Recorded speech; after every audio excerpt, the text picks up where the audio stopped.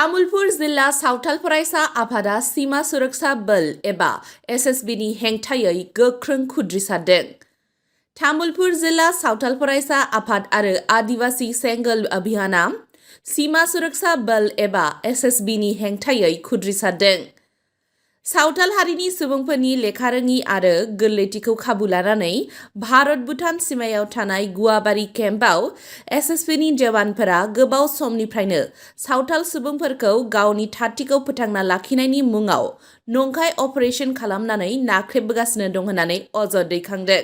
SSB रौनिया हान्जानि सुबुंफोरा साखाथिनि सावथालफोरखौ हाग्रा आयेननि सिङाव गुबुन गुबुन सुबुंफोरखौ जिब जुनारफोरनि बेगें मैदेर हाथाइ आरो आयेन बेरेखा फालांगियाव लोब्बा लाखिदों, जिब जुनारफोरखौ इनाय खालामदों आरो हाग्रा बिफान आरो पुलिसनि गेजेरजों नंखाय केस होनानै जोबथेसालियाव दैथायहरगासिनो दं होननानै अजद होनानै बुंथियो।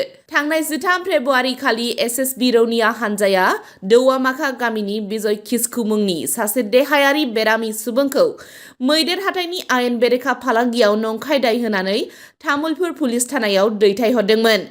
बे जाथायखौ सावथाल फरायसा आफादा सोंखारिनायजों लोगोसेनो तामुलपुर पुलिस थानासिम थांनानै एसएसबीनि नंखाय अजदफोरखौ नेवसियो आरो थानानिफ्राय बिजय किस्कुखौ लाबोफिनदोंमोन। फैबाय थानाय समाव एसएसबी रौनिया हान्जाया सावथाल सुबुंफोरनि सायाव बेबादि इनाय खालामनो नाङा होननानैबो खावलायो। जिल्लानि फेहुबजार गुदि फरायसालिनि लांगोनायाव तामुलपुर जिल्ला सावथाल फरायसा आफाद आरो आदिवासी सिंगेल अभियाना मोनसे मेल खालामनानै एसएसबी रौनिया हान्जाखौ खावलायो। बे समाव तामुलपुर जिल्ला सावथाल फरायसा आफादनि आफादगिरि उदय मुर्मुआ बाबुंखौ खोनासंदो। प्रथमे तामुलपुर जिल्ला सावताल छात्र सन्थार পৰা আপোনালোকক ধন্যবাদ জ্ঞাপন কৰিছোঁ। আজি সদৌ সাঁওতাল ছাত্ৰ সন্থা তামুলপুৰ জিলা নেতৃত্বত আদিবাসী সিংগেল অভিযান তামুলপুৰ জিলা নেতৃত্বত আজি এখন সজাগতা সভা অনুষ্ঠিত হৈ যায়।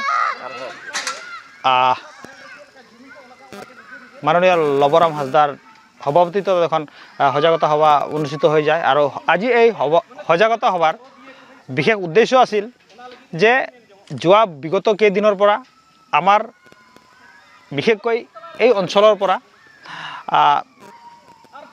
আমাৰ সাঁওতাল জনগোষ্ঠীৰ কিছুমান মানুহক এছএছবিয়ে কিছুমান ফৰেষ্ট কেছত ফচুৱাই আমাৰ মানুহখিনিক গ্ৰেপ্তাৰ কৰি আছে।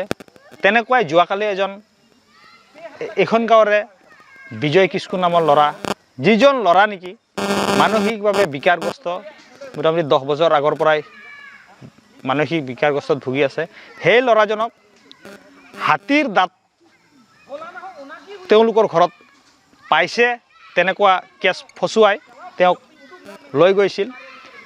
যেতিয়া নেকি ল'ৰাজনক ইয়াৰ পৰা লৈ গৈছে মোক ৰাইজে জনাইছে। তাৰপিছত জনোৱাৰ পিছত মই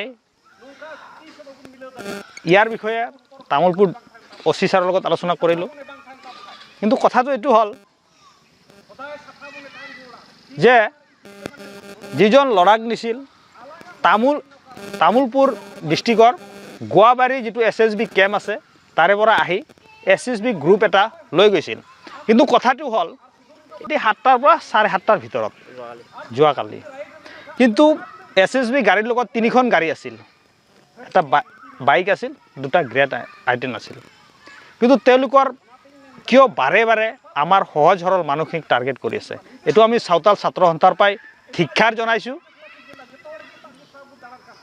আৰু অনাগত দিনত যদি আমাৰ জনগোষ্ঠীৰ ওপৰত আমাৰ মানুহখিনিৰ ওপৰত তেনেকুৱা হাৰাশাস্তি যদি চলি থাকে, হয়তো অনাগত দিনত সাঁওতাল ছাত্ৰ সন্থা বহি নাথাকে। ইয়াৰ ওপৰত হয়তো প্ৰতিবাদ কৰাৰ কাৰণে ৰাজপথত ওলাবলৈ বাধ্য হ'ব। আমি সাঁওতাল ছাত্ৰ সন্থাৰ তৰফৰ পৰা দাবী জনাইছোঁ অতি সোনকালে এই সহজ সৰল মানুহখিনিক হাৰাশাস্তি কৰাৰ পৰাই বিৰত থাকিব লাগে। এছএছবি ৰেজিমেণ্টক এছএছবি সকলক আমি সাঁওতাল ছাত্ৰ সন্থাৰ পৰাই সকীয়াই দিব বিচাৰিছোঁ। অনাগত দিনত যদি তেনেকুৱা হয় আৰু কাৰো অনুমতি নোলোৱাকৈ যদি ৰাতি হয়তো আমাৰ সাঁওতাল জনগোষ্ঠীৰ গাঁৱত যদি সোমোৱাৰ পিছত কিবা অপ্ৰীতিকৰ পৰিস্থিতিৰ সৃষ্টি হয়, ইয়াৰ কাৰণে কিন্তু আমি দায়ী নহয়। ইয়াৰ কাৰণে এছএছবি অসম চৰকাৰ দায়ী হ'ব।